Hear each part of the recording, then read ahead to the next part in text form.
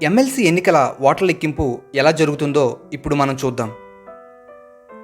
అయితే ఎమ్మెల్సీ ఎన్నికల ఓట్ల లెక్కింపు జనరల్ ఎలక్షన్స్లో మాదిరిగా ఉండదు. జనరల్ ఎలక్షన్స్లో ప్రత్యర్థి ఒక్క ఓటు ఎక్కువగా వచ్చినా ఆ అభ్యర్థి గెలిచినట్లు ప్రకటిస్తారు. కానీ ఎమ్మెల్సీ ఎన్నికల్లో అలా ఉండదు. మొత్తం పోలైన ఓట్లలో సగానికంటే ఎక్కువ ఓట్లు వస్తేనే గెలిచినట్లు.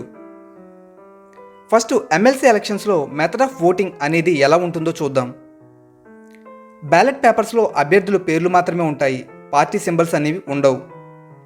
ఎమ్మెల్సీ ఎన్నికల్లో పోటీలో ఉన్న అభ్యర్థులందరికీ మనం ఓటు వేసే అవకాశం ఉంటుంది. అంటే ఓటరు తనకు నచ్చిన అభ్యర్థులకి ఆర్డర్ ఆఫ్ ప్రిఫరెన్సెస్లో ఓటు వేయవచ్చు.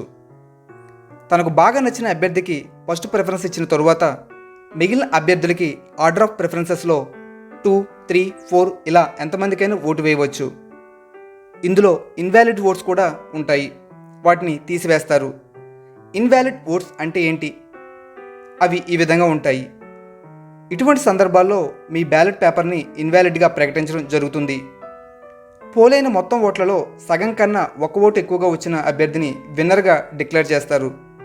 దీన్నే అబ్సల్యూట్ మెజారిటీ అంటారు.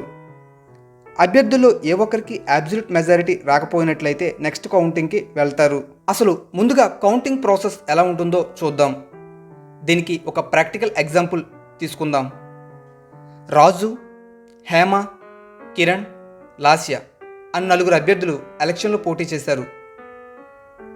ఎలక్షన్ తరువాత బ్యాలెట్ పేపర్స్ని కౌంట్ చేస్తే 120 ఓట్స్ పోల్ అయ్యాయి. అందులో ఇన్వాలిడ్ ఓట్స్ 20 ఉన్నాయి. కాబట్టి వ్యాలిడ్ ఓట్స్ 100గా పరిగణిస్తారు. అందువల్ల అబ్సల్యూట్ మెజారిటీ సాధించాలి అంటే 51 ఓట్స్ రావాలి, అంటే మోర్ దాన్ 50% రావాలి. ఇప్పుడు ఫస్ట్ కౌంటింగ్కి వెళ్తే మొదటి కౌంటింగ్ తరువాత ఒక్కొక్కరికి ఈ విధంగా ఓట్లు వచ్చాయి. ఇందులో ఏ అభ్యర్థికి కూడా 50% కంటే ఎక్కువ అనగా 51 ఓట్స్ రాలేదు, కనుక ఎవరు గెలవలేదు. దీంతో ఒక పర్సన్ని ఎలిమినేషన్ చేసి ఓట్లు లెక్కిస్తారు. అంటే ఇందులో రాజుకి అందరికన్నా తక్కువ ఓట్లు వచ్చినందున అతన్ని పోటీ నుంచి ఎలిమినేట్ చేస్తారు. అతనికి వచ్చిన 20 ఓట్లలో సెకండ్ ప్రిఫరెన్స్ ఓట్లు ఎవరెవరికి ఎన్ని ఓట్లు వచ్చాయో వాటిని డిస్ట్రిబ్యూట్ చేస్తారు. అయితే ఎలా డిస్ట్రిబ్యూట్ చేస్తారు అంటే, ఫర్ ఎగ్జాంపుల్ ఇవి రాజుకి ఫస్ట్ ప్రిఫరెన్సెస్ ఇచ్చిన బ్యాలెట్ పేపర్స్.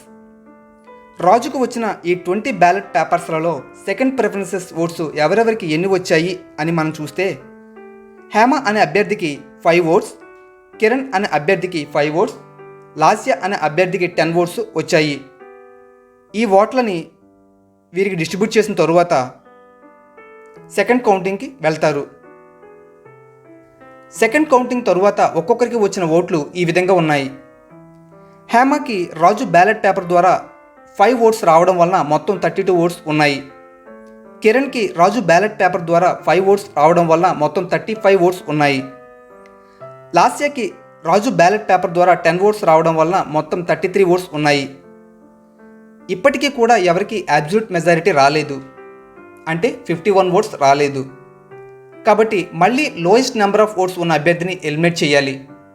అంటే ఇందులో హేమకి అందరికన్నా తక్కువ ఓట్లు ఉన్నాయి కాబట్టి హేమ ఓట్లు ఆ బ్యాలెట్ పేపర్లలో సెకండ్ ప్రిఫరెన్సెస్ ప్రకారం డిస్ట్రిబ్యూట్ చేసి థర్డ్ కౌంటింగ్కి వెళ్తారు. ఇన్ కేస్ ఈ సిచ్యువేషన్లో ఏ ఇద్దరికైనా ఈక్వల్ నెంబర్ ఆఫ్ ఓట్స్ వస్తే మొదటి రౌండ్లో ఎవరికైతే తక్కువ ఓట్స్ వచ్చాయో వారిని ఎక్స్క్లూడ్ చేస్తారు. థర్డ్ కౌంటింగ్ తరువాత ఒక్కొక్కరికి వచ్చిన ఓట్లు ఈ విధంగా ఉన్నాయి. కిరణ్కి హేమ బ్యాలెట్ పేపర్ ద్వారా 14 ఓట్స్ రావడం వలన మొత్తం 49 ఓట్స్ ఉన్నాయి. లాస్యకి హేమ బ్యాలెట్ పేపర్ ద్వారా 18 ఓట్స్ రావడం వలన మొత్తం 51 ఓట్స్ ఉన్నాయి. వీరిద్దరిలో లాస్యకి 51 ఓట్స్ ఉన్నాయి. ఆమెకు అబ్సల్యూట్ మెజారిటీ ఉంది కాబట్టి ఫైనల్గా లాస్య ఎలెక్ట్ అయినట్టుగా ప్రకటిస్తారు. ఈ కౌంటింగ్ ప్రాసెస్ మొత్తం ప్రిఫరెన్షియల్ కౌంటింగ్ ఆధారంగా జరిగింది. సో మీరు నోటీస్ చేసినట్లయితే లాస్య మొదటి కౌంటింగ్లో అత్యధిక ఓట్లు గెలుచుకోలేదు, కానీ ఫైనల్గా తనే ఎలెక్ట్ అయింది. ఇదే ప్రిఫరెన్షియల్ కౌంటింగ్కి జనరల్ కౌంటింగ్ ఉన్న difference. Thank you for watching this video.